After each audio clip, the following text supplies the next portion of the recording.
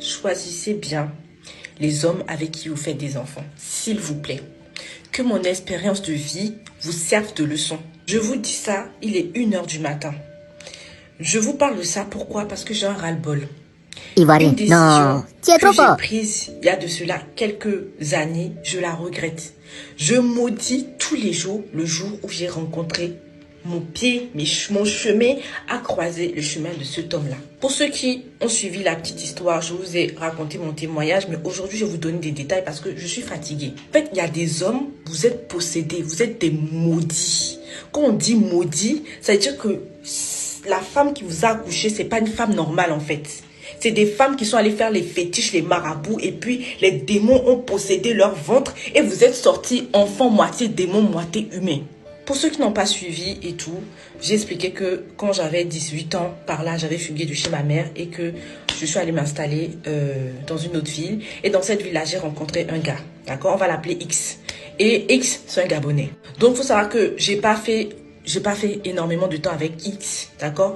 Parce que, voilà, je traversais une période difficile de ma vie, j'étais en dépression, tout ça. Donc, je me suis accrochée à lui alors que je ne l'aimais pas. Donc, vous les filles qui vous mettez en couple avec des gars, vous ne les aimez pas parce que vous avez pitié d'eux, ou parce que vous voulez être trop gentil. Arrêtez-moi cette connerie parce que vous allez regretter amèrement dans votre vie. Je suis mise avec lui et tout parce que, voilà, il m'a apporté un soutien moral, un soutien dont j'avais besoin à l'époque, d'accord? Mais j'étais pas amoureuse de lui, j'étais pas follement, j'étais juste là, j'étais juste avec lui et tout. Et c'est quelqu'un qui m'aidait à traverser une mauvaise période de ma vie. Et surtout que cette personne-là me parlait de Dieu à l'époque. À un moment donné, il s'est retrouvé à avoir un OQTF. Pendant que j'étais avec lui, il avait un droit, un ordre de quitter le territoire français, d'accord?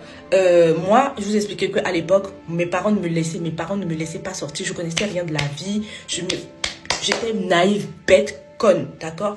Donc, je suis tombée enceinte de lui et quand je me suis rendu compte qu'il avait un peu des comportements bizarres, j'avais décidé de me séparer de lui et malheureusement, comme il y avait l'enfant qui arrivait et que voilà, j'étais en transition de religion et tout, je me suis dit non, je vais pas avorter parce que c'est un péché, je n'ai pas envie de commettre un péché. Et par propre conviction, parce que j'avais fait des rêves sur l'enfant, tout ça, je me suis dit non, je vais garder cet enfant parce que c'est Dieu qui me l'a donné. Sûr que mon fils, c'est la plus belle chose. Quand je dis la plus belle chose que Dieu m'ait donnée, c'est la plus belle chose. Je connais pas un enfant qui est plus gentil, doux, aimant. Un enfant qui est plus... Je sais pas. Il n'y a pas un enfant plus doux, plus adorable, plus jovial que moi, mon fils. D'accord? Je l'adore. X se retrouve sans papier du jour au lendemain avec moi enceinte. D'accord? Donc... il se retrouve sans papier, j'accouche, je ne vais pas rentrer dans les détails des épisodes, j'accouche, X ne travaille pas, X ne veut pas travailler, X refuse de travailler parce qu'il est chrétien et que soi-disant parce qu'on est chrétien, on ne doit pas travailler au black. Alors que c'est la même Bible là qui dit à l'homme d'aller chercher le travail pour nourrir sa famille. Il fait, je ne sais même pas combien de temps, je pense 3 ans ou 2 ans avec X, comme ça où il ne travaillait pas, je subvenais aux besoins de tout. D'accord? X, il m'insultait, X me menaçait de me frapper, X me rabaissait sans cesse, me traitait d'idiote, utilisait des détails de ma vie pour m'insulter, comme quoi je suis une fille souillée parce que j'ai subi du V dans ma vie. X est un malade mental. X est un possédé. X est un enfant de démon. Je suis désolée, aujourd'hui je suis énervée, je m'en fous. Peut-être qu'après je vais regretter cette vidéo, je vais la supprimer, mais là, il faut qu'il y ait des filles qui se réveillent en fait. Réveillez-vous. Donc mon expérience, ça a peut-être aidé quelqu'un. Donc, je décide de le quitter. Je décide de le quitter parce que c'était trop. Tous les jours, je vais te battre. Tous les jours, bagarre. Tous les jours, c'est bon.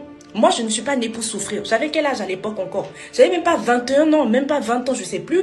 Je me suis débrouillée, je me suis battue pour me lever, pour chercher une meilleure vie pour mon fils. Je me suis levée, je suis allée chercher un logement. J'ai été à la rue et tout. J'ai été SDF, tout ça. J'ai eu mon logement.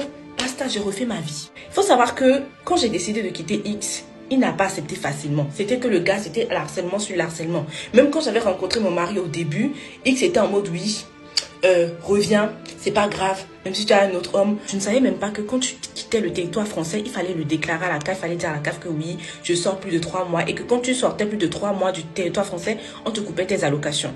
Moi, je suis allée au bled parce que toute cette histoire, toute cette dépression, tous ces trucs que j'avais vécu avec X, j'avais besoin de souffler, tout ça. Je suis allée au bled en vacances. J'ai même plus des vacances, j'ai fait carrément une année, presque. J'avais pas fait une année, j'avais quelques mois au bled et tout. Et X, qu'est-ce qu'il a fait? Il me menaçait déjà au téléphone. Ouais, tu vas voir, je vais te balancer à la CAF, nani, nana. Bam, X s'est passé à l'acte, il m'a balancé à la CAF. Il m'a balancé à la CAF.